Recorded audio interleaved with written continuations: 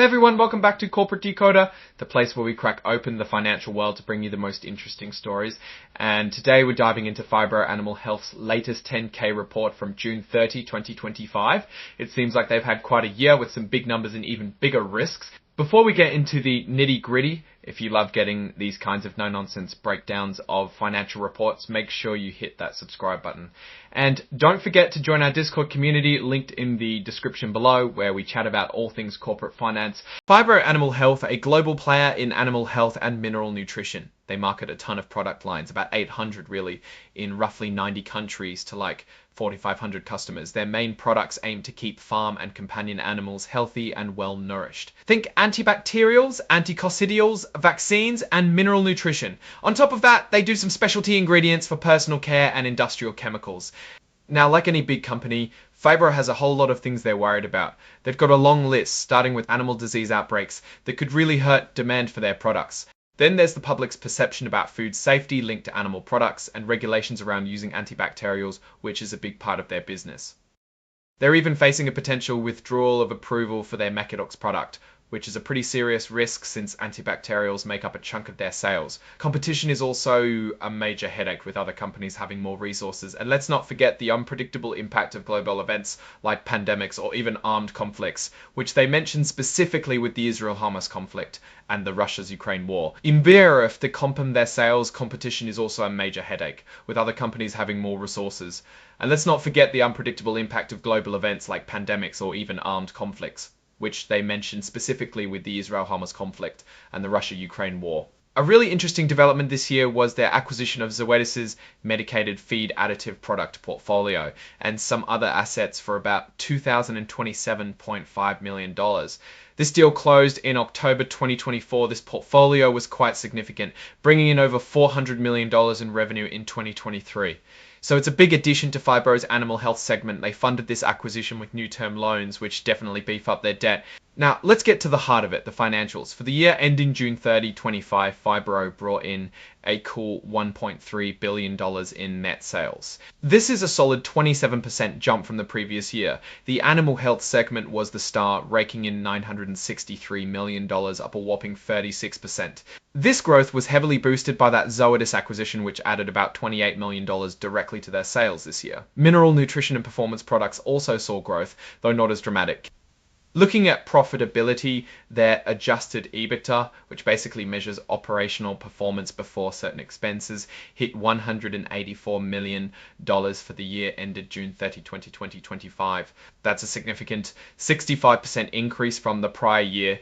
The animal health segment again was the main driver, more than doubling its adjusted EBITDA suggests that their core operations are doing very well, especially after integrating the acquired business. Their gross profit also saw a healthy increase of 28%, reaching nearly $400 million. Their gross margin held steady at around 30.9%, which is pretty good. They mentioned that even after accounting for inventory write-offs and acquisition-related costs, the underlying gross profit grew nicely, thanks to higher sales and better selling prices, which is a great sign. However, their selling, general and administrative expenses, or SG, ex-Q&A, still went up by 11%. Part of this jump is due to acquisition costs, but they also note increased employee costs, likely from new hires and the expansion. When you strip out those one-off acquisition costs, the SG still went up by 14%, which is something to keep an eye on. It means they're spending more to sell their products. Now, that acquisition came with a price tag and a big one in terms of debt. Their interest expense more than doubled, jumping 87% to $34.6 million. This is a direct consequence of financing that big Zoetis deal and refinancing their existing debt. It's a considerable expense that eats into their profits. Putting it all together, net income saw a dramatic improvement. They jumped from a mere $2.4 million in net income last year to a much healthier $48.3 million for the year ended June 30, 2025. This is a massive turnaround, largely driven by the revenue boost from the acquisition and improved operational performance, even with the higher interest costs. If we look at their adjusted net income, which removes those acquisition-related costs and other one-off items, it also significantly increased by 76%, showing strong underlying business health. Their adjusted diluted earned improved profitability. Going back to the risks, climate change is another big one for Phibro. They acknowledge that it could disrupt their operations and their customers' businesses, particularly in the livestock industry, through extreme weather, water shortages, and increased disease incidence. This sensitivity to climate is a real concern for companies tied to agriculture. And then there's cybersecurity. Phibro is very aware of the risks of data breaches and cyber attacks, given their reliance on IT systems. They're investing in their security program and user education, but as they admit, the threats are constantly evolving. This is a critical area for any company today, and a major breach could be very damaging. Looking at the actual financial tables, the consolidated statements of operations really tell the story of that acquisition. Revenues jumped from just over $1 billion to nearly $1.3 billion, which is impressive. The cost of goods sold also surged as expected, but gross profit still managed to grow significantly. SG&A expenses increased as we noted, but the operating income more than doubled from $53 million to over $10 million. Now let's talk about cash. Their cash and cash equivalents and short-term investments saw a decrease, which makes sense given they used a lot of cash for that acquisition. Investing activities used a massive $288.7 million this year, mainly for that Zoetis deal. Financing activities, on the other hand, brought in a net positive $207.28 million, primarily from taking on new debt related to the acquisition and refinancing. So they're clearly leveraging debt to fuel their growth. It's also worth noting their significant operations in Israel and Brazil.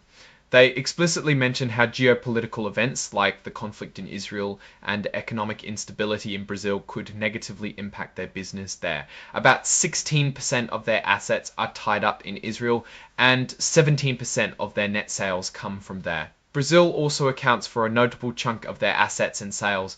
This geographic concentration in regions with potential instability is a key risk. And that substantial debt we talked about, it comes with strict rules. The 2024 credit facilities have covenants that limit their ability to take on more debt, sell assets, or even pay dividends beyond certain limits. While they are currently in compliance, any future downturn could put them in a tough spot. They had over $600 million in long-term debt, not including their revolving credit facility as of June 2025. That's a lot of interest payments to make. So what's the story here? Phibro made a bold move with the Zoetis acquisition, which clearly boosted their revenue and profitability in the short term, leading to a much better net income this year. They are strategically positioning themselves in growing markets and product categories.